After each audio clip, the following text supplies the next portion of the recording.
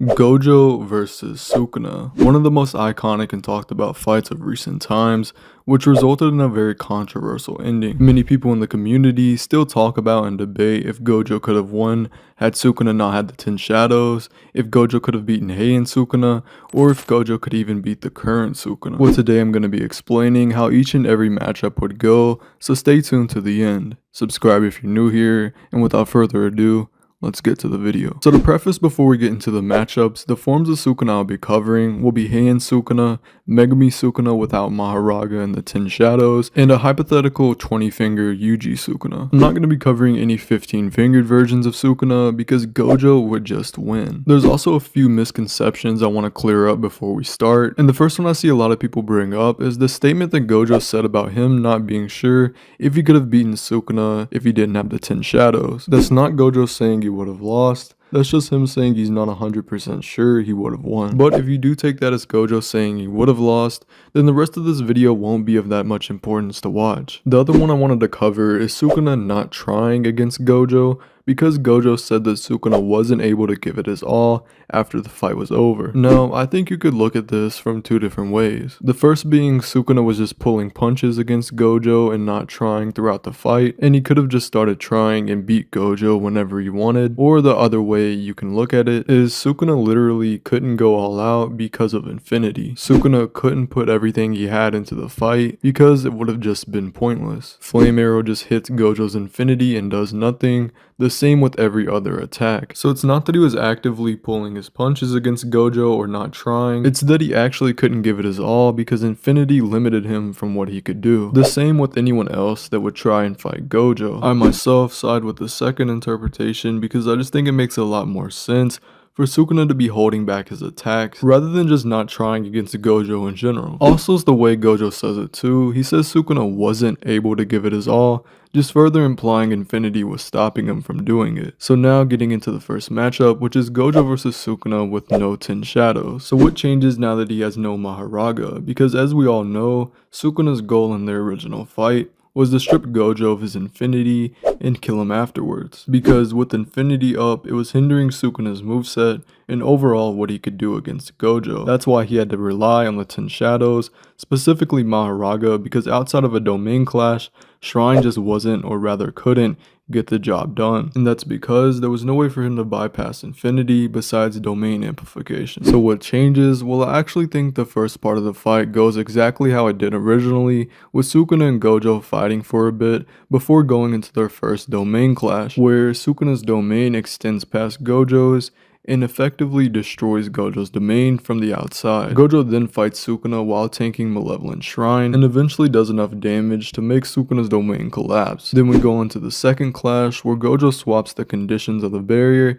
to where it's now strong against outside attacks, and we see that Sukuna can use domain amplification inside the domain, but since he's using amplification, he can't use techniques that are engraved in the flesh like the 10 shadows, which in this hypothetical he doesn't have anyway, so he can only use the ones that are applied to the domain, such as Cleave and Dismantle. Sukuna then goes on to make a Binding Vow, turning off his Can't Miss inside Gojo's domain, which increased the power outside the domain, and while he does this, he makes sure to keep contact with Gojo to survive Unlimited Void. All of this causes Gojo's domain to break once again, and now although this clash could go different because Sukuna doesn't have the 10 shadows, it doesn't matter too much because Gojo would lose this clash anyway, which leads us to our third domain clash, which is where things start to change. Gojo extends his barrier, then shrinks it to the size of a basketball, effectively strengthening the barrier, and in the original manga, both their domains broke at the same time, and in this version, I think the same thing would happen. Since Sukuna doesn't have the 10 shadows,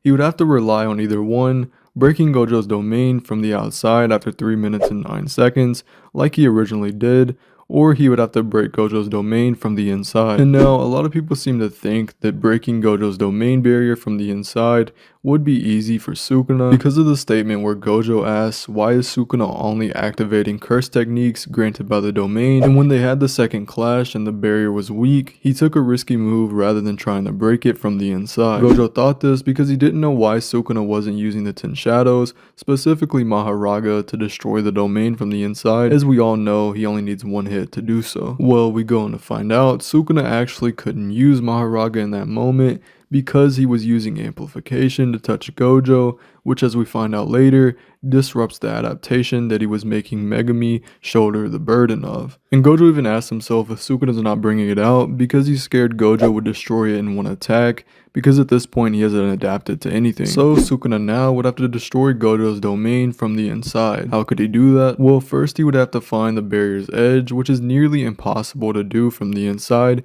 because when you're inside a domain, you can't determine the boundary, and Sukuna would not only have to find the edge, but also fight Gojo at the same time while trying to find Gojo's boundary. Gojo being someone that in nearly every hand-to-hand interaction was dominating Sukuna, as it's even pointed out in chapter 229 that Gojo is the stronger fighter inside the domain. Sukuna would have to deal with being pulled around by blue, hit with the red, and Gojo's heavy punches, all while trying to find and break the barrier. Something that I just don't see very likely, although there still is a chance he could pull it off, just because he's Sukuna. Whenever they tie and their domains break though, the next clash they would go into, the same thing would happen, where Sukuna would have to find the boundary while fighting Gojo at the same time. The two's domain would then break again, and while Sukuna is healing the damage, Gojo rushes up and punches him into a nearby pillar, then immediately opens his domain for the 5th time. Now what will most likely determine if Gojo can make Sukuna lag behind, and what most likely determines the 4th domain clash,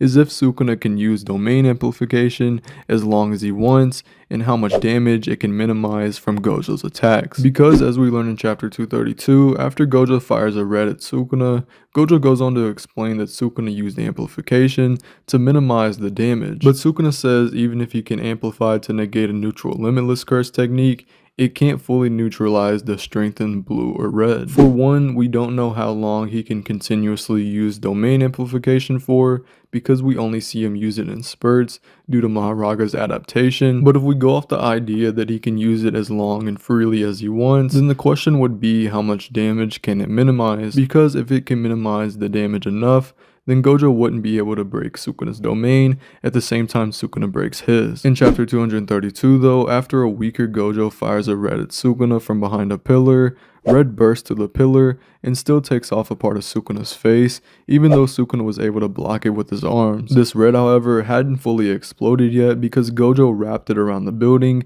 making it hit Sukuna in the back. So even though Sukuna was on guard, behind a pillar and blocking it with his arms, while using domain amplification, just a little bit of that red was still able to damage a part of his face. Sukuna stating earlier that a red can't be fully negated by amplification, only after getting hit with part of it, not the full attack. Going back to look earlier in the fight, when Gojo was damaging Sukuna to the point his domain would break, it looked like he was hitting Sukuna with red in the face or in the chest every time, as we see after the fourth clash happens and his domain breaks. Part of his face is gone, just like how it happened later in the battle. We just don't know for sure if the difference with domain amplification would still be enough for Sukuna's domain to break, and we also don't know if Sukuna can use it freely and as long as he wants, until we hopefully get clarification later on. Now, I personally don't think that the difference in damage would be that large, and if you also think that, then by the time they get to the fifth clash, Sukuna would still lag behind because he would need to heal the damage, and if that happens,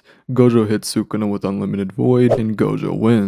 But if you do think he can use domain amplification as freely and often as he wants, and that the difference in damage is pretty big, then Sukuna would win because Gojo wouldn't be able to do enough damage in the clashes, and he would eventually lose. One last thing I want to say before we move on is some people seem to think that Sukuna would have just won because he was actively disabling his sure hit on himself, so if Sukuna just turned it back on, he would have just been able to not get hit by any Unlimited Void the entire time. Now that is just not the truth. Sukuna wasn't the one taking on the burden of adaptation, it was actually Megumi, as it stated that the can't miss attacks didn't protect Megumi's soul, so he ended up getting hit by Unlimited Void 5 times. So if he gets to the 5th clash, it won't matter because the lag. The only reason Unlimited Void never hit Sukuna is because they were opening their domains at the exact same time, leaving no room for Gojo's domain to land on Sukuna. And also inside the domain, their sure hits negated each other because they were even. Sukuna wasn't excluding himself on purpose, he was excluding Megumi's soul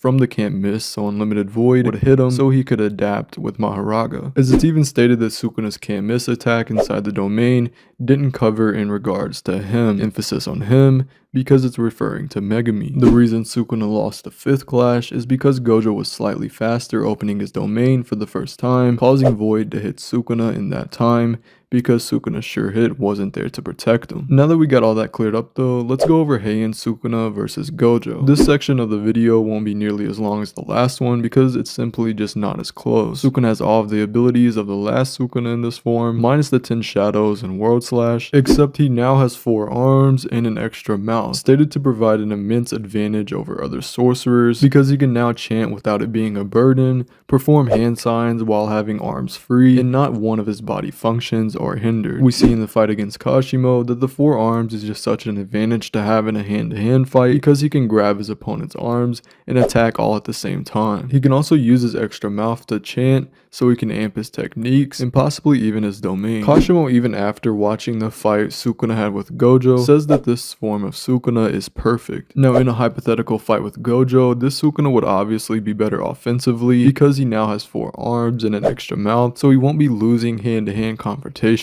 nearly as bad. Gojo would have to repeatedly throw him around with blue and keep him at bay. Yes, Sukuna won't have the knowledge about Gojo going into the fight, and he wouldn't be able to learn the world slash or use the flame arrow due to the conditions of the barrier switching, but he honestly wouldn't need it because their fights inside the domains would be a lot more close than they already were, causing for Gojo to most likely not get enough damage done to Sukuna for his domain to break, forcing Gojo to have to tank shrine every time and either eventually lose or he'd have to switch up his game plan to trying to avoid domain clashes and hitting Sukuna with a purple, which I personally don't think he'd be able to do because of purple's charge up time. So I can just see a lot more win cons for Sukuna in that matchup. Moving on to the last fight though, 20 finger Yuji Sukuna versus Gojo. The first question we have to answer is how strong would this Sukuna be? Well, at the bare minimum, he would be physically a bit more stronger and durable than Megumi, just because Yuji's body is naturally that way. However, I don't think it would be that much of a gap because Sukuna's reinforcement, cursed energy manipulation,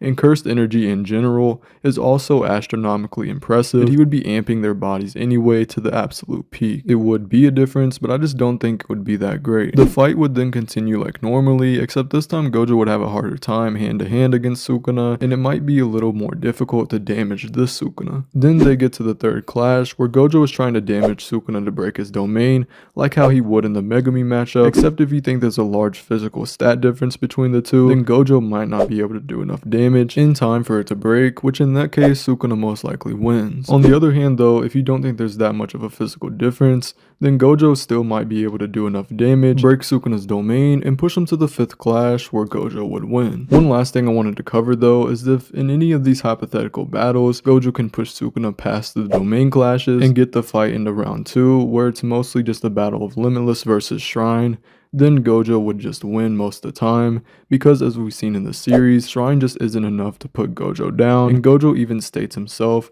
that Limitless is a far better CT than Shrine. Sukuna would be forced to rely solely on amplification to attack Gojo, in which case Gojo could still use his teleportation, blue, red, purple, his whole moveset to win. The only Sukuna I think might stand a chance against Gojo in round 2 is Heian Sukuna because of the 4 arms and extra mouth, but any other form that I talked about just most likely won't be enough in a setting where domains are taken out of the picture. Overall though, Gojo versus Sukuna is a very debatable and back and forth matchup, and keep in mind this is just my opinion on how I think these battles would go if they were to happen. But if you guys liked the video, I would highly appreciate if you hit the subscribe button, as it would help me out greatly and you would get more content like this in the future. That being said though, I'll see you guys next time.